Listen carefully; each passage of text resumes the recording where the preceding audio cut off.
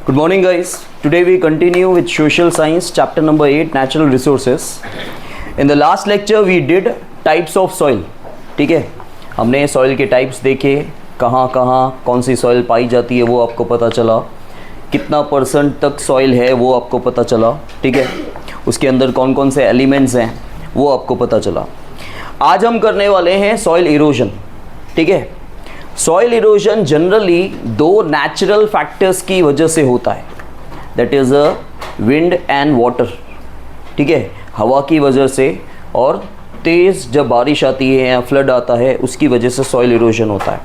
देखो, इरोजन का मतलब होता है इरोड, मतलब ऊपर की लेयर हटना वहाँ से. ठीक है, अगर ऊपर की लेयर हटेगी कोई भी तो कोई ना कोई उसे एक्सटर्नल फोर्स चाहिए तो ही हटेगी. तो जनरली जो सॉइल इरोजन होता है वो दो मेन फैक्टर्स की वजह से होता है, विंड एंड वाटर. ठीक है, और जो सॉइल का इरोजन होता है तो वहाँ की जो फर्टिलिटी है पर्टिकुलर, क्योंकि देखो हमेशा जो फर्टिलिटी होती है, सॉइल फर्टाइल होता है वो अपर लेयर में ही होता है, और जब वहाँ से सॉइल हट जाएगी तो उसके साथ जो नेसेसरी एलिमेंट्स उसके अंदर थे, जो प्लांट्स और वेजिटेशन के ग्रोथ के लिए नेसेसरी है, वो भी एक जगह से दूसरी जगह मूव हो जाएंगे. ठीक है, सी soil erosion, page number 64. See, erosion means the transportation of land particles from one place to another with the help of moving air and water. ठीक है, एक तरह से क्या है, जो लैंड पार्टिकल्स हैं एक जगह से जब दूसरी जगह चले जाते हैं because of air and water. ठीक है, जब तेज़ हवा चलती है या हैवी रेनफॉल होता है उसकी वजह से क्या होता है कि पार्टिकल्स एक जगह से दूसरी जगह शिफ्ट हो जाते हैं. तो वो पार्टिकल्स के अंदर जो नेसेसरी एलिमेंट्स हैं, जो प्लांट्स और प्लांट्स के ग्रोथ के लिए नेसेसरी है, वो एलिमेंट्स वहाँ से चले जाते हैं. In other words, the faster transportation of the particles of the surface land to other places by natural forces. या दूसरे तरीके से आप बोल सकते हो कि ये एक तरह से जो लैंड सरफेस के ऊपर जो पार्टिकल्स हैं, जो प्लांट और वेजिटेशन की ग्रोथ के लिए नेसेसरी है, उनका फास्टर मूवमेंट हो जाता है बाय द नेचुरल फैक्टर, मतलब वही air and water. It takes many years to form the upper layer. और अपर लेयर तो बहुत कम है लेकिन उसको बनने में काफ़ी साल लग जाते हैं. If the soil particles are carried away because of heavy rain or by stormy wind, the agricultural production decreases. अगर soil particles, क्योंकि soil के अंदर जो particles हैं वही तो चाहिए हमें. ठीक है, वही हमें किस लिए चाहिए, ग्रोथ के लिए. किसकी ग्रोथ के लिए, एग्रीकल्चरल प्रोडक्शन के लिए. तो सॉइल पार्टिकल्स अगर एक जगह से दूसरी जगह शिफ्ट हो जाते हैं, मूव हो जाते हैं बिकॉज ऑफ विंड और वाटर, तो वहाँ की फर्टिलिटी कम हो जाएगी और आपका एग्रीकल्चरल प्रोडक्शन डिक्रीज हो जाएगा. It is extremely necessary to maintain this upper layer for agriculture. अगर आपको वहाँ पे कुछ भी ग्रो करना है, मतलब एग्रीकल्चर वर्क करना है, प्लांट्स का, वेजिटेशन का, कुछ भी उगाना है, कल्टीवेट करना है, तो वो अपर लेयर का मेंटेन होना बहुत ज़रूरी है. So the soil erosion should be prevented. इसलिए हम कोशिश करें कि सॉइल इरोजन को रोकें. उसके अलग अलग तरीके होते हैं, अलग अलग स्टेप्स होते हैं जिसे हम मेजर्स कहते हैं. मेजर्स का मतलब स्टेप्स होता है कि आप क्या क्या उपाय लाओगे जिसकी वजह से वो चीज़ रोक सकते हो. See measures to prevent soil erosion. पहला है control the grazing activity on the land. Grazing क्या होता है, grazing activity on the land, Mohit Raj? Cattles जो घास खाते उसको ग्रेजिंग एक्टिविटी बोलते हैं. गुड, ठीक है. अब ग्रेजिंग एक्टिविटी को कंट्रोल करना, क्यों? एक्टिव रहो. मैंने क्या बोला, जवाब दिया करो, भले रॉन्ग हो तो रॉन्ग हो, एक्टिव बनो. मुझे कोई राइट जवाब नहीं चाहिए, बोलो ताकि आपकी सोच पता चले. ठीक है, ग्रेजिंग एक्टिविटी को हम कंट्रोल करके क्या करेंगे, यहाँ पे क्या बोला गया है, सॉइल इरोजन को अपने को रोकना है. तो सॉइल इरोजन को रोकने के लिए यहाँ पे क्या पहली पॉइंट बोली है कि ग्रेजिंग एक्टिविटी को कंट्रोल करवाओ. यस यशा?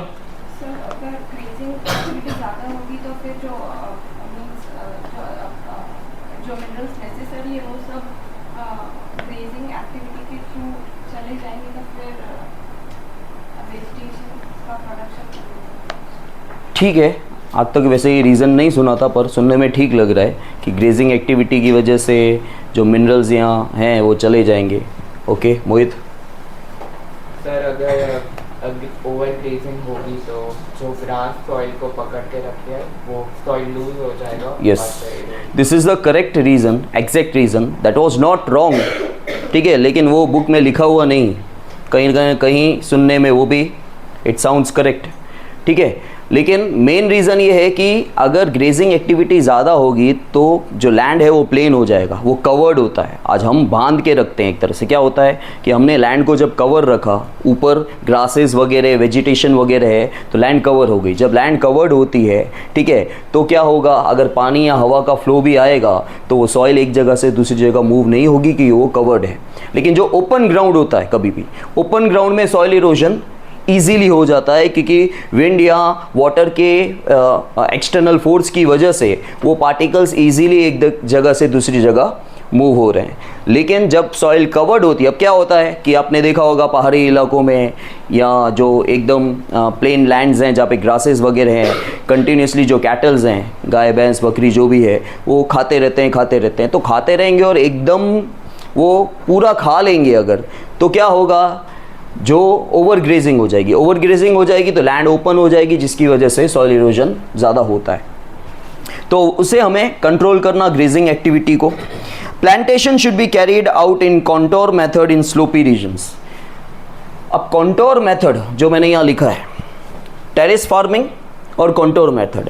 टेरेस फार्मिंग कहाँ होती है, आपको पता है? ज़्यादातर बच्चों को क्या लगता है टेरेस फार्मिंग से, कि टेरेस पे होती है, क्योंकि टेरेस गार्डन्स होते हैं ना, तो हमको लगता है वो टेरेस गार्डन्स टेरेस फार्मिंग है। नहीं, टेरेस फार्मिंग माउंटेन्स पे होती है। माउंटेन्स के ऊपर जो स्लोपी एरिया है वहाँ पे होती है और वहाँ पे स्टेप्स बनाए जाते हैं। मैं आपको पिक्चर भेजूँगा बाद में, ठीक है, ग्रुप में पिक्चर भेज दूँगा कि वो कैसा होता है करके, स्टेप्स बनते हैं ऐसे, ताकि क्या हो कि जब हैवी रेनफॉल वगैरह हो या क्या, तो पानी जो है वहाँ पे वो सोख सके और पानी अपने साथ पार्टिकल्स को लेके भी नहीं जाएगा, ठीक है। तो वो टेरेस फार्मिंग होता है। स्टेप, वहाँ पे स्टेप्स बनाए जाते हैं, ठीक है, क्योंकि स्लोपी है। अब ऐसे रहेगा, सपोज कर लो सीधा स्लोपी स्लैंटिंग एरिया रहेगा, तो पानी तो धड़ाम से गिरेगा और पार्टिकल्स भी उसके साथ चले जाएंगे करके। लेकिन अगर स्टेप बन जाएंगे तो कहीं ना कहीं पानी वहाँ पे जो आसपास के जो इलाके हैं वहाँ चला जाएगा, प्लस पार्टिकल्स भी इतने नहीं जाएंगे, ठीक है। और कॉन्टोर मेथड भी ऐसा ही होता है, ठीक है। Plant trees in fallow land. What is fallow land? ये फैलो वर्ड क्या होता है? यस,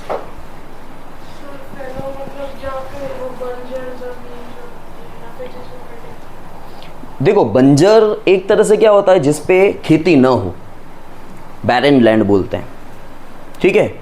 अब बैरन ऐसा ज़रूरी नहीं है कि हमेशा से बैरन हो, लेकिन क्या होता है, जैसे मैं काफ़ी बार पहले रीड करता था तो मैं हमेशा है ना अपनी बॉडी के साथ इसको कंपेयर करता हूँ, और ख़ास करके मैं चीज़ें जिम के साथ कंपेयर करता हूँ कि ऐसा होता है कि हर चीज़ को एक रेस्ट चाहिए। फैलो लैंड का मतलब होता है कि जब कंटिन्यूसली आप कहीं पे कल्टीवेशन कर रहे हो जिस लैंड के ऊपर, ठीक है, जैसे बोलते हैं कि मल्टीपल क्रॉपिंग होना चाहिए। मल्टीपल क्रॉपिंग मतलब एक से ज़्यादा क्रॉप ज़मीन के ऊपर उगाओ। एक ही तरह का क्रॉप उगाओगे, एक ही तरह का क्रॉप उगाओगे तो क्या होगा, वो क्रॉप की एक ज़रूरत होती है ना, हर क्रॉप को अलग अलग न्यूट्रिएंट्स चाहिए, ठीक है। हर, जैसे पोटैटो को पोटैश चाहिए, वीट को नाइट्रेट चाहिए, ठीक है। आप कंटिन्यूसली वीट उगाते रहोगे वहाँ पे तो वो पूरा नाइट्रेट खींच लेगा। अब दूसरे जो अगर क्रॉप हैं जिनको नाइट्रेट चाहिए वो तो नहीं मिलेगा, वो वहाँ पे खाली हो गया। इसलिए मल्टीपल क्रॉपिंग होना चाहिए कि एक तरह का जो एलिमेंट है वो एक ही क्रॉप में न चला जाए सारा का सारा। और जब आप कंटिन्यूसली खेती करते हो तो क्या होता है कि उसके अंदर से एलिमेंट्स कम हो जाते हैं, और एलिमेंट्स कम हो जाते हैं तो उसको रेस्ट दिया जाता है, ठीक है, उसको रेस्ट दिया जाता है फिर से री एनर्जाइज के लिए। जैसे देखो हम लोग अगर टेक्निकल लैंग्वेज, जिमिंग लैंग्वेज में बताऊं तो हमको बोला जाता है कि आप कोई भी एक्सरसाइज करते हो ना उसके बाद उसका 48 आवर्स का रेस्ट होना चाहिए। क्यों? क्योंकि फिर से उसको री एनर्जाइज होने के लिए, ठीक है। आज मैं अगर ऐसे बाइसेप मार रहा हूँ या मैं चेस्ट मार रहा हूँ, ठीक है, तो डेली चेस्ट मारूंगा तो मेरा ग्रोथ नहीं होगा, उसको रेस्ट चाहिए। हर चीज़ को एक रेस्ट चाहिए जब उसके पीछे कंटिन्यूसली काम चलता है, क्योंकि वो थक जाओ, उसमें से सब कुछ ले लोगे तो वो भरेगा नहीं आगे, ठीक है। इसलिए फैलो लैंड का मतलब होता है जो लैंड रेस्ट में है। रेस्ट में क्यों डाला हुआ है? उसके ऊपर बहुत खेती कर ली भाई, अब उसके अंदर सब कुछ ले लिया है, सारे के सारे क्रॉप्स ने, अंदर कुछ है ही नहीं। अब आगे आप करोगे भी ना खेती तो ज़्यादा वो फर्टाइल लैंड नहीं है, तो उसकी फर्टिलिटी को इंक्रीज़ करने के लिए, उसमें ऑर्गेनिक मैन्योर्स मिक्सअप्स करने के लिए आप उसको थोड़ा टाइम छोड़ दो, that is a fallow land, ठीक है।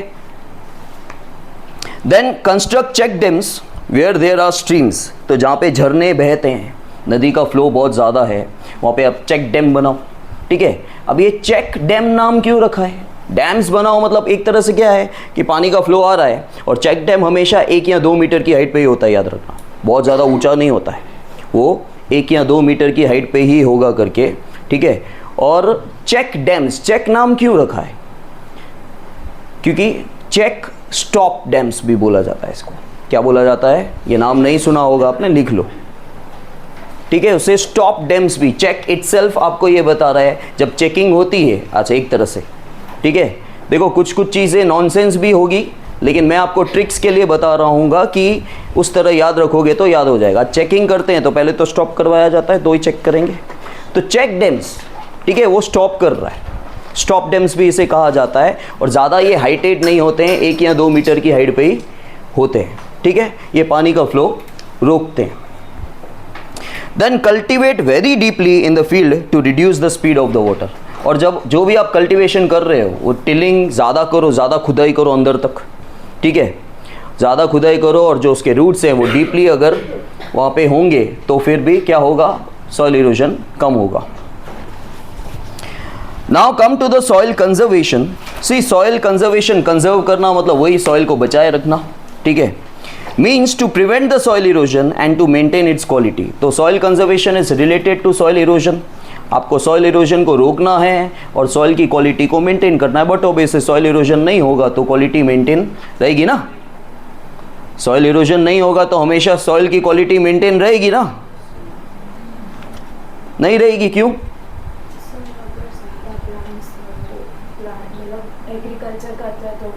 ठीक है, ज़्यादा एग्रीकल्चर करना और ख़ास करके सिंगल क्रॉप का कल्टीवेशन करना, क्योंकि एक सिंगल क्रॉप कल्टीवेशन जो है वो एक पर्टिकुलर जो एलिमेंट है वो ज़मीन के अंदर से खींच लेता है। समझ में आया? तो ऐसा कोई ज़रूरी नहीं है कि सॉइल इरोजन नहीं होगा तो क्वालिटी मेंटेन ही रहेगी, आपको क्वालिटी मेंटेन करनी है, उसके अलग अलग तरीके हैं। Soil conservation is directly connected to retain the soil particles at their original place. तो soil conservation जो है मतलब soil को maintain करना, वो directly किसके साथ connected है कि अगर particles वहीं पे retain मतलब वहीं होना, retain मतलब अपने पास, retain का मतलब होता है detain मतलब किसी और ने ले लिया, जैसे आप बोलते हैं गाड़ी डिटेन हो गई, retain मतलब मैंने अपने पास ही रखा। तो जब सॉइल पार्टिकल्स एक ही जगह पे रहते हैं तो सॉइल कंजर्व होगा, मतलब सॉइल इरोजन जब नहीं होगा तो सॉइल कंजर्व होगा। Different remedies are used at different places in the world according to its location and problems. तो अलग अलग इलाज होते हैं, ठीक है, एक जैसी बीमारी के भी इलाज अलग अलग होते हैं, ठीक है। आप आयुर्वेदा में जाओगे तो अलग इलाज मिलेगा, एलोपैथी में जाओगे तो अलग मिलेगा, होम्योपैथी में जाओगे तो अलग मिलेगा, ठीक है। तो वैसे ही बीमारियां हमारी अलग अलग जगह पे, सेम बीमारियां भी हो सकती है लेकिन उसके इलाज लोकेशन के हिसाब से अलग अलग होते हैं। If the soil is not conserved, then there are chances of floods which enhances the risk against lives and property.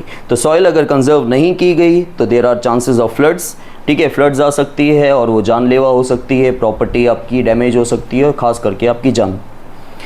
The soil conservation is very much necessary. Now remedies of soil conservation. अब किसके इलाज है? पहले soil erosion का remedies था, measures थे, अब remedies हैं सॉइल कंजर्वेशन के। सबसे पहले the roots of the trees in forest cover hold up the soil particles, ठीक है। तो रेमेडीज़ क्या है, सॉइल कैसे कंजर्व होंगे? जो ट्रीज़ के रूट्स हैं, हमेशा याद रखना ट्रीज़ के रूट्स जो हैं वो ज़मीन को बांध के रखते हैं, ठीक है। Plant trees in the river George's and on mountain slopes. ये रिवर जॉर्जेस क्या हैं? यस, नहीं, exactly, anyone? Fast river George's. River George's means valleys, narrow valley जो रास्ता होता है, ठीक है, उसे कहते हैं river George's. A series of trees should be grown near a desert region to prevent the winds with more velocity and it will stop the advancing desert, ठीक है। डेजर्ट के आसपास जहाँ पे डेजर्ट ख़त्म हो रहा हो, जैसे तो डेजर्ट की हद नहीं होती, मिट्टी एक जगह से दूसरी चली जाएगी तो डेजर्ट एडवांस हो जाएगा, बढ़ता जाएगा, ठीक है। तो लेकिन डेजर्ट जहाँ तक है उसके बॉर्डर्स पे आप ट्रीज़ ग्रो करो ताकि डेजर्ट और इंक्रीज नहीं हो, एनहांस नहीं हो, ठीक है, उसको एडवांसिंग डेजर्ट बोलते हैं। The river floods should be control by diverting their flow in other rivers और इन ड्राई रिवर बेड्स, ठीक है। आपने पिक्चरों में, पुरानी पिक्चरों में या गांव की पिक्चरों में ऐसा काफ़ी बार देखा होगा कि फ्लड आ रहा है और उन्होंने पैसेज चेंज कर दिया। जैसे सिंपल सा तुमको बताऊं, फ्लड छोड़ दो, तुम लोगों ने शायद मस्ती मजाक में, बचपन ही चल रहा है लेकिन और छोटे जब थे, ठीक है, और जब हैवी रेनफॉल काफ़ी बार होता था और पानी बह रहा है तो तुम लोग हाथ से मिट्टी में, कीचड़ में इस तरह ऐसे खड्डा करोगे तो पानी का फ्लो क्या हो रहा है, चेंज हो रहा है, डाइवर्ट हो रहा है, ठीक है। वही फ्लड में भी होता है, लेकिन वहाँ पे थोड़ा डेंजरस होता है क्योंकि फ्लो बहुत ज़्यादा होता है। तो आप ट्राई करते हो कि आप जो दूसरी रिवर्स हैं जहाँ पे पानी कम है और जहाँ पे पानी जाने से किसी को खतरा नहीं होगा, या जो सूखे बेड्स हैं, मतलब बेड्स का मतलब जो लैंड्स हैं जहाँ पे पानी सूख चुका है, वहाँ पर आप डाइवर्ट कर सकते हो, ठीक है, ड्राई रिवर बेड्स जो हैं।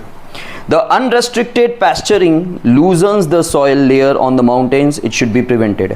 तो बोला गया है कि क्या होता है कि जनरली जो एक पर्टिकुलर एरिया होना चाहिए पैस्चरिंग के लिए, मतलब ग्रेजिंग एक्टिविटी के लिए, पैस्चर का मतलब वही होता है। तो जो अनरेस्ट्रिक्टेड एरिया है वही खाते जाएं, जो भी कैटल्स है खाते जाएं, खास करके माउंटेन्स पे या स्लोपी एरियाज़ पे होता है कि रेस्ट्रिक्शंस नहीं होता है। अब क्या होगा, रेस्ट्रिक्शन नहीं होगा, ओवर ग्रेजिंग हो जाएगी, तो उसकी वजह से क्या होगा कि लैंड जो है, सॉइल जो है वो लूज़ हो जाएगी और इरोजन होने का डर है, तो वो हमें रोकना है। Then methods like horizontal cultivation, terrace farms, etc. should be implemented.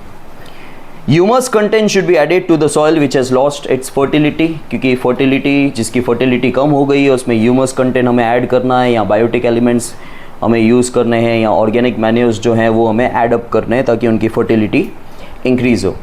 By implementing these remedies, soil can be conserved. The conservation of soil is a strong necessity today. Government, society and the people should work together for its conservation. ठीक है, समझ में आया? Clear? तो कल आपका जो test है वो है टाइप्स ऑफ सॉइल का, ओके।